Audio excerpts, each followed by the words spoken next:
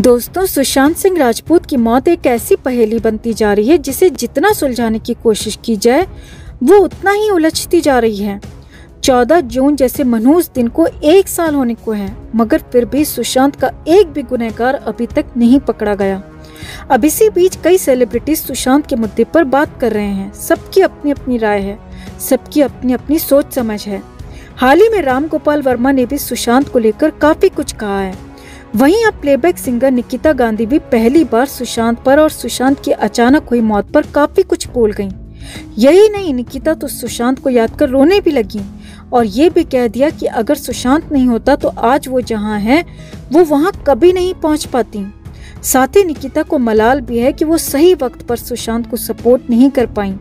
तो और क्या क्या कहा निकिता ने और सुशांत को लेकर निकिता के मन में क्यों है मलाल, आपको बताते हैं सब। आप भी इस मुहिम में यूं ही हमारे साथ बने रहें, हमारी ताकत बढ़ाएं ताकि हम सुशांत के लिए इंसाफ की ये जंग जीत सकें। इस खबर को ज्यादा से ज्यादा लाइक और शेयर कर सुशांत के लिए अपना प्यार और सपोर्ट भी जरूर दिखाएं। तो निकिता गांधी भारतीय सिनेमा की यंग प्लेबैक सिंगर हैं। हाल ही में उनके गाने गाए हुए बुर्ज खलीफा और नाच मेरी रानी काफी फेमस हुए हैं।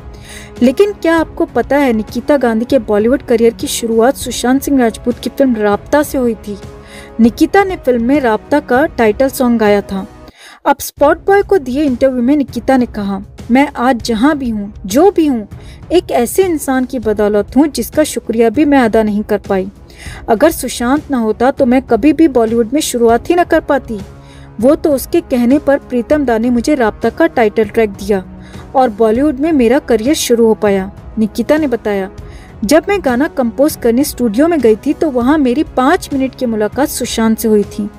वो बेहद जिंदा दिल इंसान था।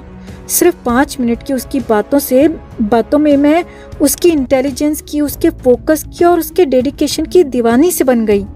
मैंने वादा किया था कि एक दिन मैं सुशांत के साथ एस्ट्रोनॉमी के बारे में खूब बातें करूंगी और उससे काफी कुछ सीखूंगी, मगर अफसोस ऐसा कभी नहीं हो पाया। निकिता ने आगे कहा, मेरी सुशांत से दूसरी मुलाकात तब हुई जब मुझे उसी की फिल्म केदारनाथ में काफिराना सॉन्ग गाने का मौका मिला। निकिता का कहना है कि राब्ता के वक्त में सुशांत को इतना नहीं जान पाई क्योंकि राब्ता का टाइटल दीपिका के लिए था, तो ज्यादा सुशांत से इंटरेक्शन नहीं हो पाया। मगर केदारनाथ के दौरान उससे मेरी खूब बातें हुई।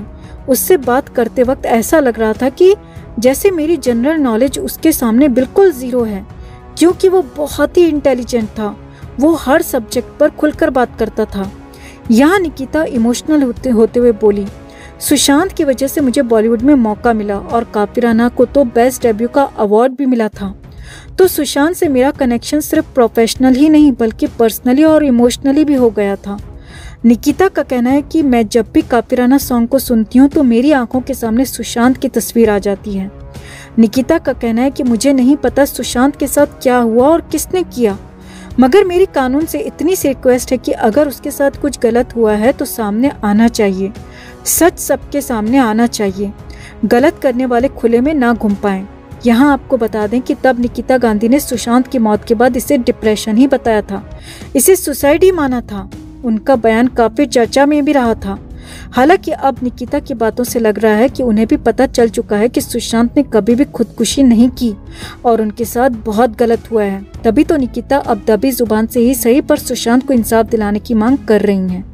हमें खुशी है कि निकिता सुशांत की सपोर्ट में आगे आई हैं, पर इस बात का गुस्सा भी है कि जब जरूरत थी तब उन्होंने इसे सुसाइड ही माना था और अब जैसे कि हर कोई सिर्फ अपनी दुकान चलाने के लिए, अपना करियर आगे बढ़ाने के लिए सुशांत के नाम का इस्तेमाल कर रहा है, तो कहीं निकिता भी तो इसीलिए ही अब आगे आकर सुशांत के लिए नहीं बोल रही, क्योंकि सुशांत के सच्चे हितैषी, सच्चे वेल विशर्स तो वही फैंस हैं जो तब से अब तक लगातार सुशांत के इंसाफ के लिए डटे हुए हैं, इस यकीन के साथ कि सुशांत के साथ गलत हुआ है, उन्हें मारा गया है, इस केस से लगातार जुड़े हुए हैं, इस दृढ़ निर्णय के साथ कि वो सुशांत का बदला लेकर रहेंगे, सुशांत को इंसाफ दिलाकर रहेंगे। बाकी सब तो सिर्फ अपने अपने मतलब के लिए ही बोलते नजर आ रहे हैं। दोस्तों, आपका इस पर क्या कहना है जरूर बताएं।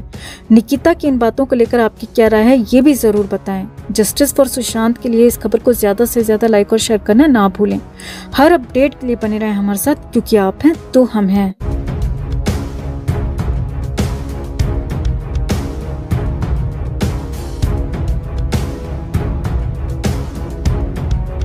दोस्तों, सुशांत सिंह राजपूत ने भले ही गिनी चुनी फिल्मों में काम किया, मगर जितनी भी फिल्में दी वो बेहद दमदार रहीं।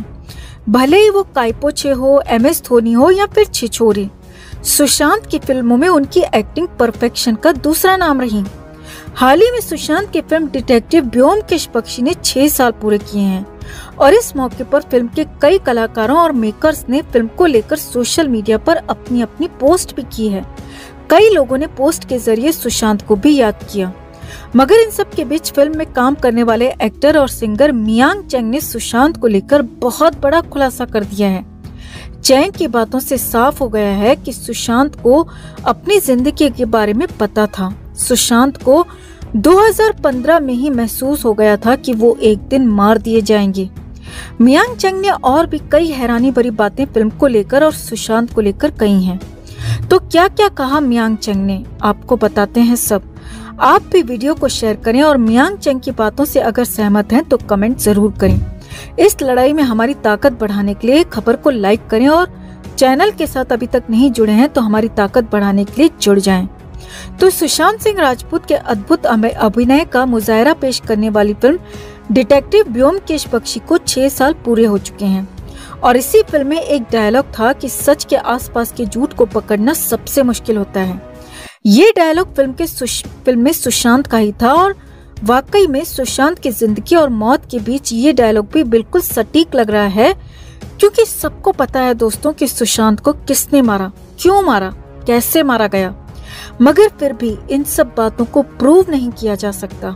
खबरें तो ये भी हैं दोस्तों कि CBI तक भी सारा सच जानती है, मगर उस सच के आसपास के झूठ को प्रूव करने के लिए CBI के पास भी पर्याप्त सबूत नहीं है।